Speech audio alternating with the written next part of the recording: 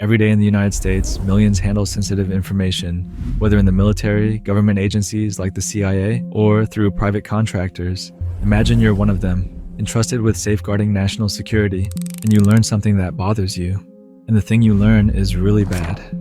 Maybe an aerospace firm ignoring safety oversights that could risk hundreds of lives. Or a national defense department is engaging in covert operations that violate international law. Or a federal agency is spying on millions of ordinary Americans. You have a decision to make, a kind of pick your path, but at the end of each path is a different set of risks. But when you see something wrong, could you tell? And if you speak up, are you a patriot or a traitor?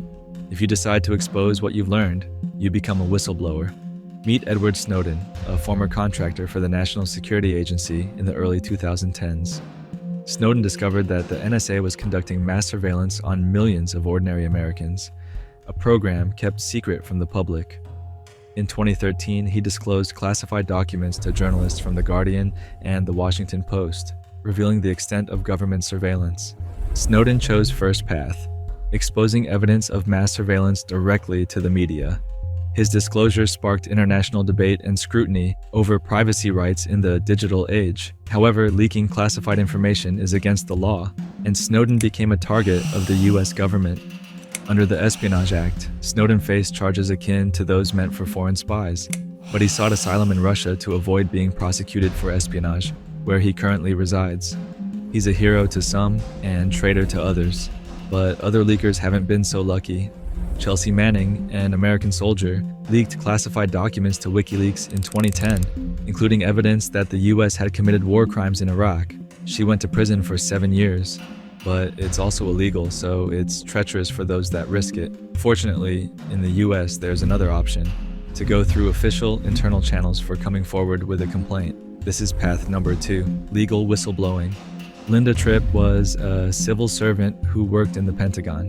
In 1997, she became aware of President Bill Clinton's affair with White House intern Monica Lewinsky. Rather than going directly to the press, Tripp took a different route. She secretly recorded phone conversations with Lewinsky, where Lewinsky detailed the affair. We're getting off and I'm like, I love you, butthead. I called him butthead. You didn't? I did. And what did he say? That was it. He just kind of hung up. Tripp believed that the president's actions could be part of a broader pattern of misconduct that needed to be addressed. Tripp first approached a literary agent to see if she could get the story published. However, she was advised to go through legal channels instead. She then turned the recordings over to independent counsel Kenneth Starr, who was already investigating President Clinton for other potential wrongdoings, including the Whitewater real estate controversy. Kenneth Starr used the tapes as evidence in his investigation, leading to Clinton's impeachment by the House of Representatives in December 1998 on charges of perjury and obstruction of justice. Clinton was later acquitted by the Senate. Linda Tripp faced significant backlash. She was vilified in the media and lost her job at the Pentagon. She instantly became an icon of deception and betrayal, and Saturday Night Live made her a laughingstock, targeting her physical appearance by casting a frumpy John Goodman in her role. Despite following what she believed to be the proper legal channels, Tripp suffered personal and professional consequences. The whistleblower protections in place did not prevent the extensive public and media scrutiny she endured. Thomas Drake, a former NSA executive, became a whistleblower after discovering Stellar Wind, a secret surveillance program collecting vast amounts of American citizens' data without warrants. Drake chose the legal whistleblowing route, reporting the issue to his supervisor, his agency's inspector general, and Congress.